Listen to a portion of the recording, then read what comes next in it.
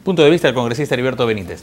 Pues yo creo que lo que ha sucedido con Lugo, si lo trasladáramos al Perú, para poder sacar a un presidente de la República, hay dos vías constitucionales.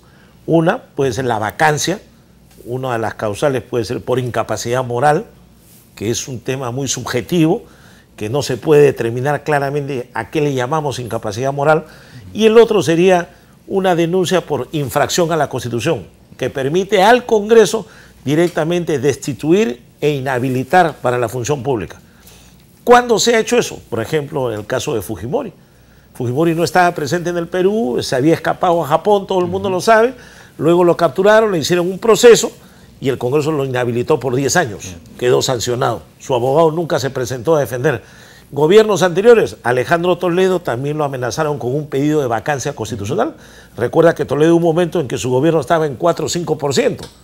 Y creo que fue el congresista Rafael Rey que presentó hasta una moción para vacarlo por incapacidad moral. Y el Tribunal Constitucional determinó cuáles eran los pasos y qué votación se seguía en caso de una vacancia presidencial. Así ha pasado en algunos temas, o sea, posibilidades existen. Lo que pasa es que a veces en el Perú el Congreso no tiene la mayoría calificada para lograrlo.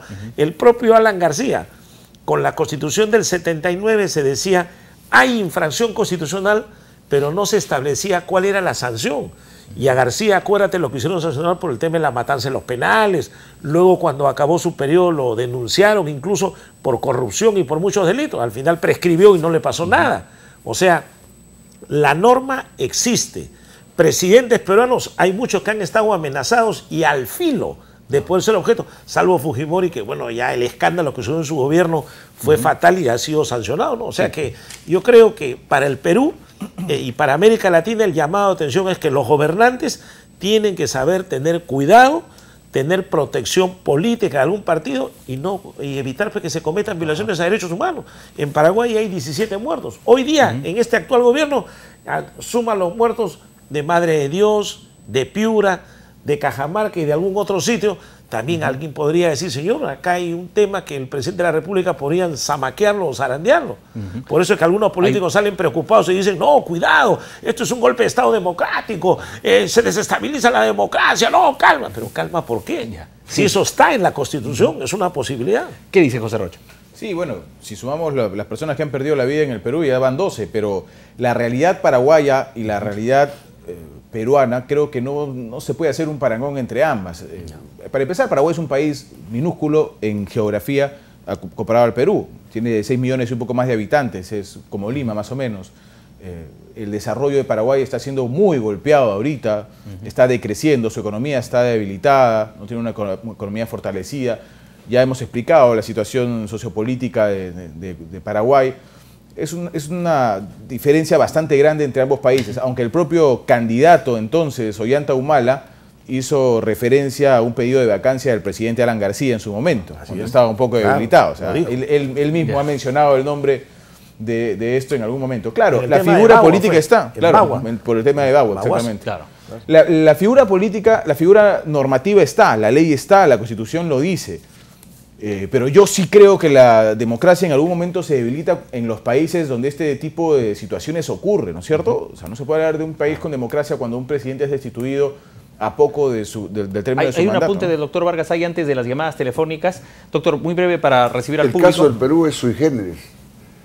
Sería muy torpe un gobernante, o muy tonto, para decir más claramente, que un gobernante se deje adelantar para ser destituido. En el Perú no es posible tan fácilmente por el Congreso. Si el presidente de la República se adelanta a cumplir la Constitución política del Perú, disuelve el Congreso. Él disuelve el Congreso antes que lo destituya. Lo que hizo Fujimori. Cosa que no, el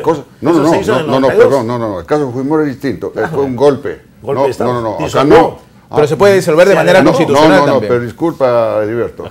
Estoy hablando legalmente. Constitucionalmente se puede clausurar el Congreso. Salvo la comisión permanente, dice ahora. No. Es la única que sobrevive hasta que haya nuevas elecciones. Sí, claro.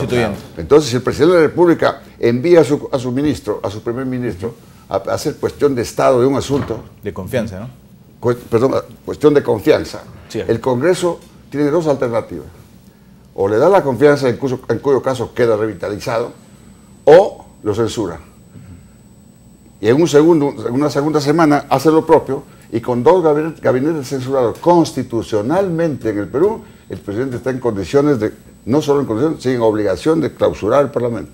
Y se puede dar la figura no solamente con el primer ministro, ¿no es cierto? Se puede dar la figura de confianza con otro tipo de pedidos. No, tiene que ser con un gabinete ministerial. Sí, vamos con esta llamada, amigos televidentes, muy precisos, por favor, respondiendo a la pregunta. Es muy concreta. ¿Quién habría estado detrás de la caída de Fernando Lugo en Paraguay? Muy rápidamente, antes de ir a nuestra ronda final. Buenas noches. Estamos en vivo, le damos la bienvenida. Buenas noches. Adelante con su respuesta. Quiero darles un saludo muy especial a ustedes, en especial al doctor Vargas Saya. Estaba escuchando ahorita todo lo que comentaba, pero anteriormente dijeron que ya este gobierno tenía 12 personas muertas. Señor, ¿ya se olvidaron del gobierno de Arlan García, es el doctor Benítez? ¿Cuántos muertos tuvo en su gobierno? ¿Ya se olvidó de todos los guardias que murieron? Sí, pero vamos a ver, no nos saque del tema. Está bien, muy bien, pero tenemos muy poco tiempo y queremos que nos responda la pregunta. Creo que la CIA también. Y ese señor que ha estado con él, con los 2 partidos, como dijo vicepresidente Rocha, bien. Eso es lo que ha pasado. Correcto, muchas gracias. Sí, concretamente estábamos hablando del 28 de julio a la fecha, hay esa sumatoria, para no ir muy atrás. Siguiente ciudadano, buenas noches. Máximo Santana. ¿Qué tal? ¿Cómo está, estimado Máximo? Yo creo que detrás de la caída de Lugo estuvo el Lugo mismo, un sacerdote que reconoce hijos después de su de su servicio a la iglesia, etcétera, no es un sujeto confiable. Y además creo que la cuestión de los fallecidos por derechos humanos no ha influido grandemente. Creo que el Perú va hacia eso. En el actual gobierno tenemos más de 20 muertos por conflictos sociales. Es un paralelo con el gobierno de Lugo. Muchas gracias, Máximo Santana. Hasta luego. Muchas gracias a Máximo Santana. Siguiente ciudadano antes de la ronda final del panel. Buenas noches. Bien, vamos con el doctor Heriberto Benítez. Bueno, yo quisiera decirle a la señora que ha llamado preocupada que yo no me he olvidado de la matanza de los penales de Arlan García.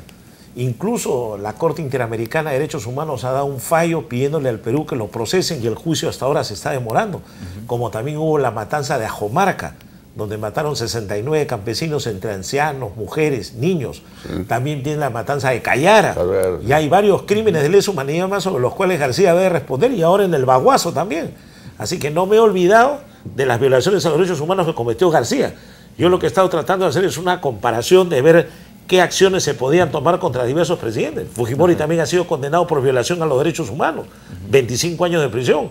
Y así debería ser drástico uno cuando hay presidentes involucrados en corrupción, en crímenes de lesa humanidad o cuando infringen la Constitución. Entonces, las posibilidades legales están escritas. El profesor Vargas Saya ha sido clarísimo, lo ha dicho. Incluso esta Constitución permite que el presidente le censura 2 gabinetes, él puede disolver el Congreso, salvo la comisión permanente. En la anterior Constitución era salvo el Senado, que no se disolvía, se podía disolver la Cámara de Diputados. Pero con 3 gabinetes. Claro, con 3 gabinetes. O sea, existe de ambos lados esas posibilidades de defenderse, adelantarse, protegerse o incluso atacar al propio sistema democrático, como lo hizo Fujimori, ¿no? Que dio un golpe de Estado, no tenía partido, se alió con la Fuerza Armada, se volvieron corruptos, compraban la conciencia de algunos medios de comunicación y Fujimori se quedó casi 10 años, ¿no? Y de algunos parlamentarios. De varios parlamentarios que hasta los cambiaron de partidos y era pues la corrupción total. Felizmente está preso y ha sido condenado, ¿no? Así es. Doctor Vargas Saya. Un oyente, esta es una cosa un poco graciosa, ha mencionado el caso de Lugo, el caso que ha tenido un hijo, ¿no? Varios en realidad. O tenía varios.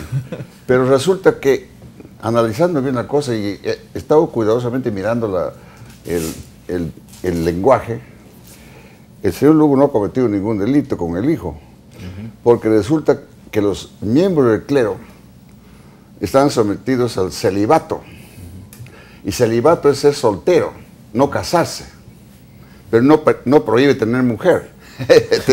Pero prohíbe tener relaciones sexuales fuera del matrimonio. El celibato no prohíbe eso. No, la iglesia lo prohíbe. No, pero menciona el celibato. El celibato es soltería, es decir, que prohíbe casarse.